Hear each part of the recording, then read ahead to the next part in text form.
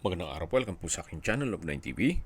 Patalastasan po, meron po ba kayong mga properties na napapabayaan or non-performing assets?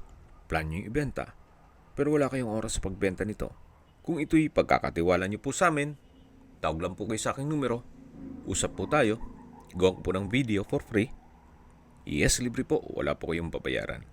Tutulungan pa namin kayong mabenta ang inyong property. Kami na po bala sa marketing, sa boosting or paid ads, even sa tripping. Hindi na po kayo mapapagod sa pag-entertain ng mga buyers. Kami na po bala sa lahat. Tawag lang po kayo. Nandito po tayo ngayon sa Tagaytay kung saan meron po tayong bagong video presentation.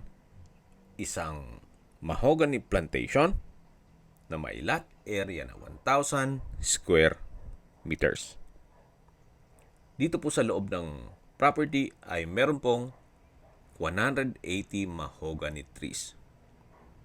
17-year-old na po ito. Along Barangay Road at titulado. Buhay po ang may-ari, kaya wala po kayong maging problema sa documentation o sa transfer ng title. May access na rin po dito ng tubig, kuryente at internet provider dito sa area. Magpapakonect lang po kayo. At ang kagandahan pa po dito, ito pong property ay napakalapit lang sa Tagaytay Bypass Road. Ito po yung nasa mataas na lugar. Ang estimated elevation above sea level ay 1,820 feet. Kaya flood-free area. Patag na patag po ang lupa. Kaya usable po lahat. Wala pong masasayang. Ang kagandahan po dito sa property ay mga ilang taon pa, pwede na po kayong mag-harvest nitong mahogany trees na kung saan pwede pong gamitin para sa inyong bahay bakasyunan o kung ano man ang magiging purpose nyo dito sa property na kung sakali man na gusto magnegosyo, pwede po itong gawing resort. Ito po ay along two-way cemented Barangay Road at walking distance lang mula sa highway o Tagaytay Bypass Road. Yan po, tunghayan nyo po. Napakaaliwalas po.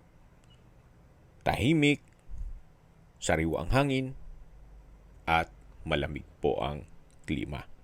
Malayo na rin po ito sa 14 kilometers danger zone ng Taal Volcano.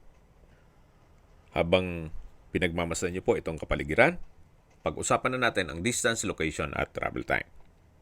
Mula po sa Tagaytay Bypass Road, ang distance is 150 meters or ilang steps lang po papunta dito sa property.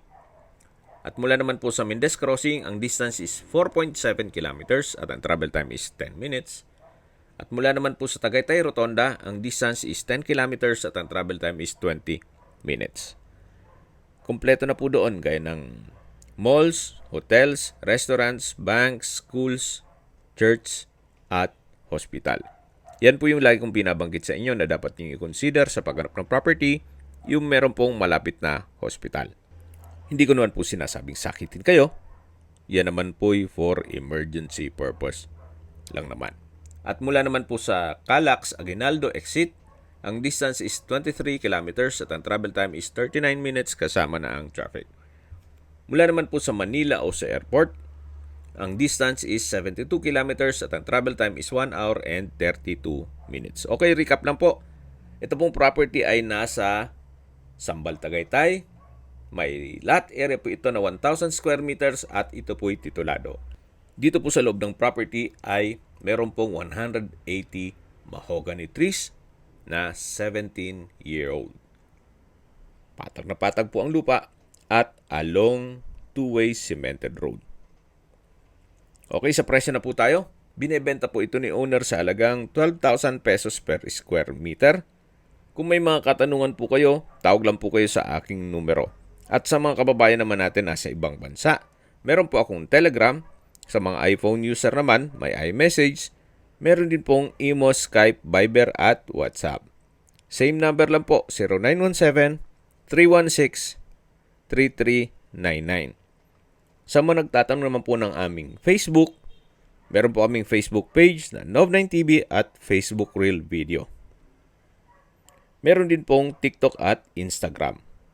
May ibang YouTube channel po kami na The Nov9TV Channel, Nov9TV Listings, Nov9TV On The Spot, at Nov9TV Updates.